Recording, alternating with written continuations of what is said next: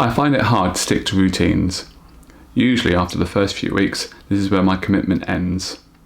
I spent a lot of time over the last year watching videos on the benefits of journaling and habit tracking. I like the idea. I've even tried once, twice, 3 times in this book before, but I've never really got very far. This time it's different. This time I've actually managed to make it for a whole month. Keep watching and I'll talk you through what I've learned from journaling and habit tracking for a whole month. Lockdown hair, check. Journal, check. Inability to remember a simple script and have to do it over and over again? Check.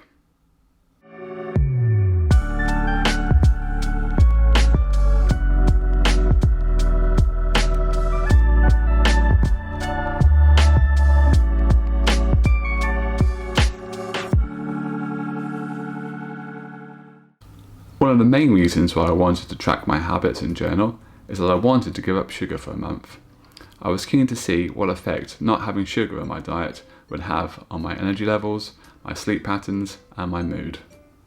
So what I've done is create my own minimal approach to journaling, which is basically habit tracking, but with a few lines to summarise the day and note any thoughts I had.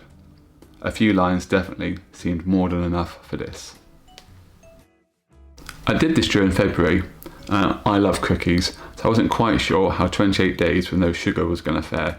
So I thought, in my minimalist approach, I'll do it in the shortest month possible and bring the cookies back to me as soon as possible. I may have a problem. So, let's take a look into my journal and see exactly what I did and what I found out. I made myself a few rules. First of all, it's okay to be messy in my journal. I must update the journal before going to bed every night. When writing weekly reviews, spend no more than 10 minutes. And also, quite key, be honest and open with myself. So as you can see, the first couple of pages are just there, really, as blueprints. So, the first page, the first real page really, at the top are all of the habits that I'm looking to track this month. So it's my mood in the morning, any exercise that I might have taken. I thought quite important, I like to try and speak to a friend every day just to keep my mental stability going and also just to see how everyone's doing. Floss teeth, I'm rubbish at flossing teeth. I very rarely do it, so I wanted to make sure that there's a column for that. I liked reading before bed, so I made sure that was down as a habit to track. And then as well is things to do for the next day, just so I can be aware of what's happening for the coming day before having to wake up and then freak out that I've forgotten to do something. To kind of coincide with the first column, it's my mood in the afternoon and also my overall mood. One thing I wanted to try and see if it would help my sleep as well is making sure I didn't take an iPad to bed with me, not spending hours on Twitter or Candy Crush or anything stupid like that. So the second page tracks my sleep. I think in hindsight what I should have done was started from left to right with the time I went to bed and the time I woke up, instead of this kind of broken down the middle, bizarre looking formula. But either way, I've tracked every night there. I think, as you can see, my mood probably depends on the quality of sleep that I've had, but at the minute I'm not getting very regular sleep. My sleep pattern in terms of waking up hasn't been great, so I kind of need to look at that. But if you go back to the first page and look at all the moods that I'm in, lots more happy faces than anything. There's a few Z's, which mean I'm a bit tired. There's a few kind of frowny faces, but you know what, that's just life.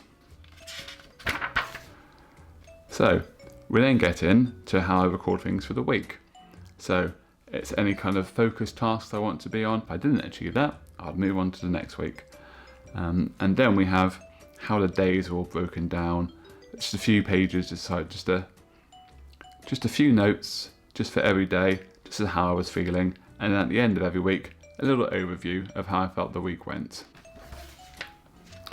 At the end of the month, there's a bit of a monthly review. This month has just been about how I've felt the process has gone, how I've sort of dealt with, or how I felt about not having sugar, and how I felt that the journaling process has kind of impacted on my life. So that's my journal, really. Well, what did I find out? Well, apparently I'm grumpy. I know, me? This month I felt much more positive and I woke up in a much better mood.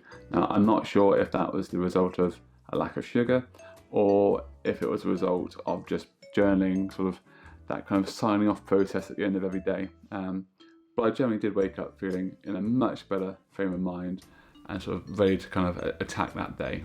One disappointing aspect from this last month has been that my exercise has kind of deteriorated, and then never really got back into the habit of it. Whatever I tried to do, I just couldn't wake up in that morning and kind of get back into the routine of exercise.